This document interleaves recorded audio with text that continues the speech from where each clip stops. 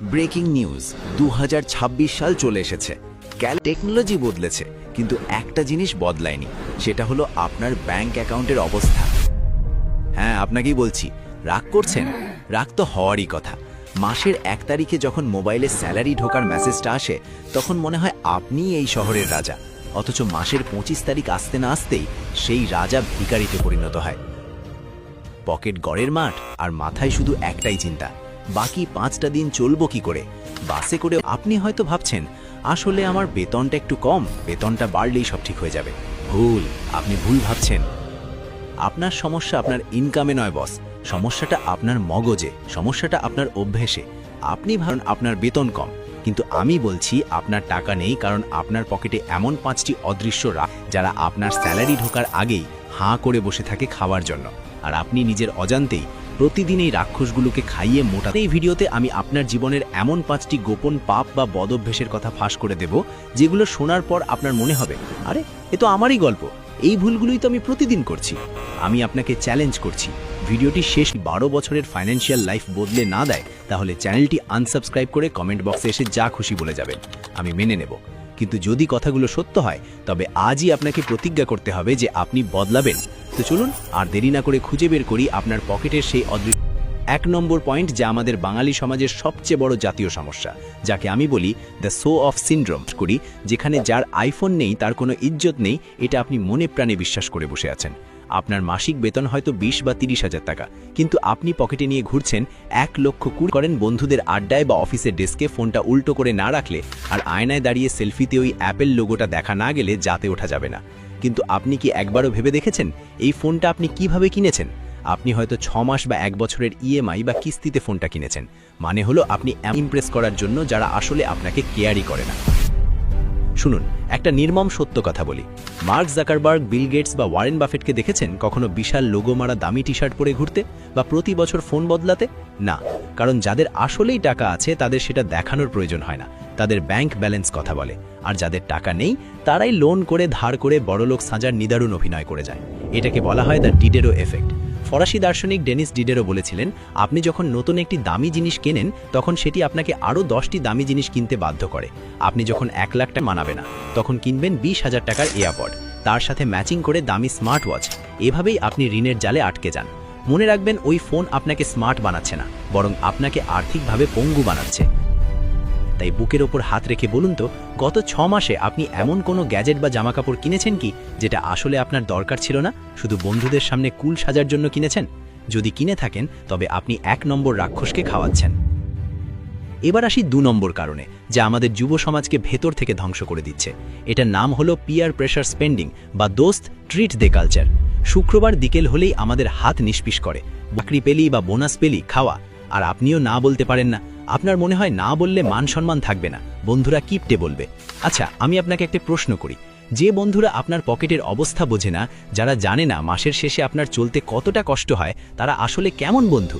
তারা কি আসলেই আপনার শুভাকাঙ্ক্ষী, নাকি তারা শুধু আপনার টাকার বন্ধু? এখনকার জেনারেশনের একটা ফ্যাশন হয়ে গেছে প্রতি সপ্তাহে কোনো দামি ক্যাফেতে চেকিং দেওয়া, অকারণে 300-400 টাকার কফি খাওয়া বা 500 টাকার পিৎজা খাওয়া, ফেসবুকে স্টোরি দেওয়াটাই যেন জীবনের একমাত্র লক্ষ্য।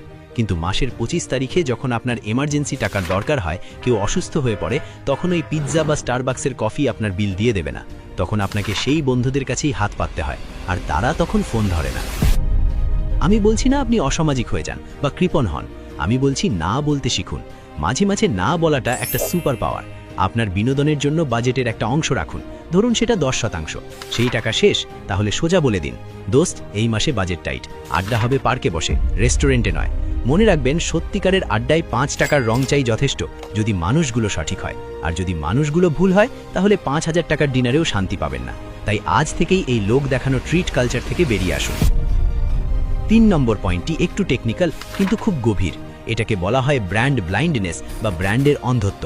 আপনি কি জানেন, আপনি যখন হ্যাক করা হয়, আপনি অনেক সময় পণ্যের দাম দিচ্ছেন না, আপনি টিভিতে চলা ওই নায়িকার বিজ্ঞাপনের খরচ যোগাচ্ছেন। বিশ্বাস হচ্ছে না? ধরুন আপনি শ্যাম্পু কিনবেন, পাশাপাশি কোনো দামি ব্র্যান্ডের দাম 500 টাকা, আরেকটা লোকাল বা কম পরিচিত ব্র্যান্ডের দাম 300 টাকা। আপনি অটোমেটিক্যালি দামিটাই হাতে নিচ্ছেন। আপনি ভাবছেন দাম বেশি মানেই কোয়ালিটি ভালো। কিন্তু আপনি যদি বোতলের পেছনের উপাদান বা ইনগ্রিডিয়েন্টস লিস্টটা চেক করতেন তবে দেখতেন দুটোতেই প্রায় একই কেমিক্যাল ব্যবহার করা হয়েছে। তাহলে ওই 200 টাকা বাড়তি কেন? ওটা হলো ওই ব্র্যান্ডের মার্কেটিং খরচ যা আপনার পকেট থেকে নেওয়া হচ্ছে। পোশাকের ক্ষেত্রেও ঠিক একই ঘটনা ঘটে। একটা সাধারণ সাদা টি শার্টের দাম হয়তো 200 টাকা, কিন্তু ওই একই টি শার্টের ওপর যখন একটি বিখ্যাত ব্র্যান্ডের টিক চিহ্ন বা লোগো বসিয়ে দেওয়া হয় তখন তার দাম হয়ে যায় 2000 টাকা। কাপড় কিন্তু একই সুতার, সেলাইও হয়তো একই ফ্যাক্টরির, কিন্তু আপনি লোগোর জন্য 10 গুণ বেশি দাম দিচ্ছেন। এটাকে বলা হয় স্নব এফেক্ট।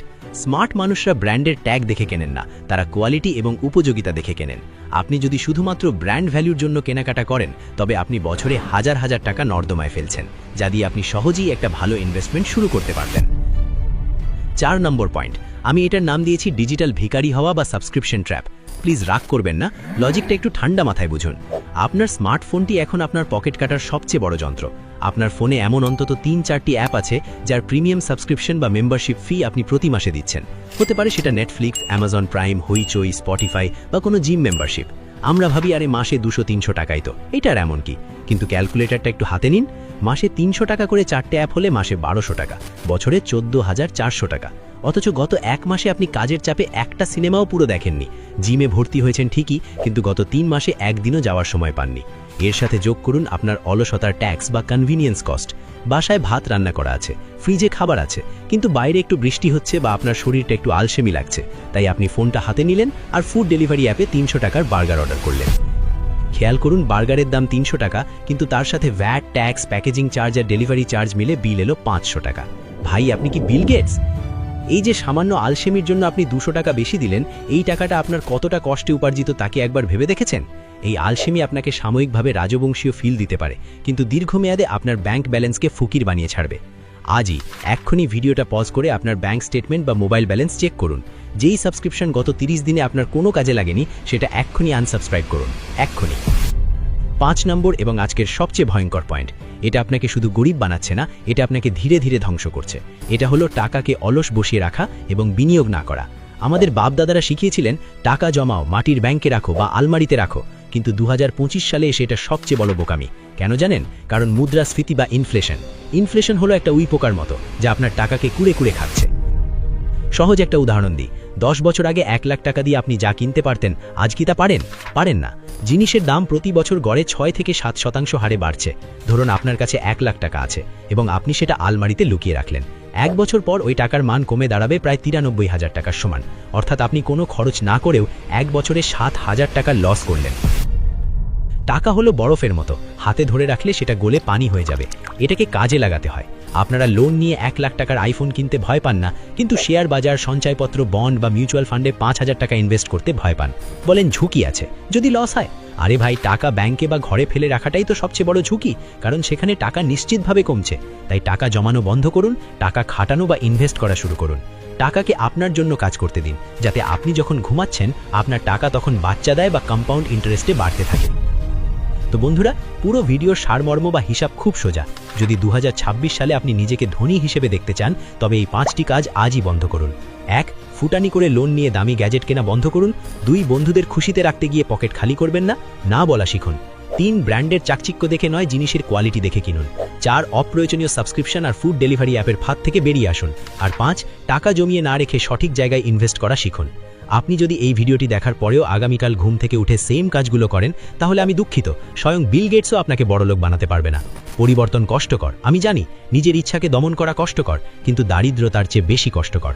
অপমান সহ্য করা তার চেয়ে বেশি কষ্টকর। আপনি কোন কষ্টটা বেছে নেবেন সেটা একান্তই আপনার চয়েস। এই ভিডিওটি হয়তো আপনার গায়ে লেগেছে, লাগার জন্যই বানিয়েছি। মিষ্টি কথায় ডায়াবেটিস হয়, কিন্তু তিতো ওষুধে রোগ সারে।